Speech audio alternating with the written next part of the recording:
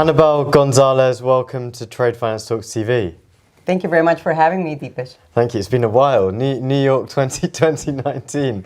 So here we are at the World Trade Organization Public Forum. We're really excited for the panel session later, and I want to talk to you about women-owned SMEs and also the benefits that both trade bring women and women bring to trade. So I guess in a nutshell, can you start by saying who are you, where you're from, and what you do? So my name is Anabel González. I am originally from Costa Rica, and I am the Deputy Director General here at the World Trade Organization. Brilliant. So I guess over to the first question, why do women benefit from trade, and why does trade benefit women? So trade can substantially improve economic outcomes for women through employment and wages, but also creating better jobs and also reducing trade costs. And I think the figures speak for themselves. In developing countries, women make up 33% of employment in export-led firms, compared to 24% in non-export oriented firms. Also, if you look at countries like Romania, like Vietnam, like Morocco, women represent 50% or more, in some instances, of the workforce of exporting firms. So clearly, exporting firms provide significant opportunities for women. But it's not also about jobs, but also about better jobs. And I think one very important relationship is, again, between exporting firms and how they help lower informality. And this is very important for women because this provides them access to skills, to job security, to training more broadly. So that's also another important element. And as I was also mentioning, having an open, predictable and transparent trading system also contributes to gender equality. There is significant evidence that shows that more open economies are also more gender equal economies. And that is, I think, very important. Now, having said this, it is also relevant to note that women can take full advantage of trade opportunities when other barriers are also tackled. And we can talk more about that later on. But you mentioned how trade can help women. Let me also say how women contribute to trade. And here I'd like to focus on the issue of resilience, because we're all concerned now in the middle of a multifaceted crisis that we're facing, geopolitics or the war in Ukraine or climate change or the pandemic. We're all worried about resilience. And I think that participation of women in trade can lead to more diversified trade, less concentrated, and deeper global markets. So if we have more women-led small and medium-sized enterprises, we can have greater pool of suppliers that can lead to having less possibility of fractures in supply chains due to excessive concentration.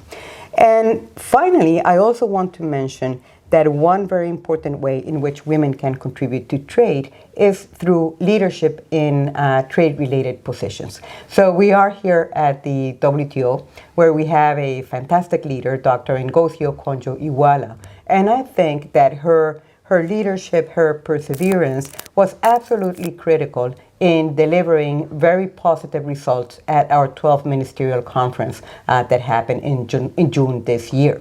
And we also see more women leadership coming up in other organizations like the International Monetary Fund or at the UN Conference on Trade and Development or the International Trade Center. But there is still more that needs to be done. I was a trade minister myself some time ago, and we were few trade ministers at the time. Now there are 31% of trade ministers who are in charge of WTO issues who are women.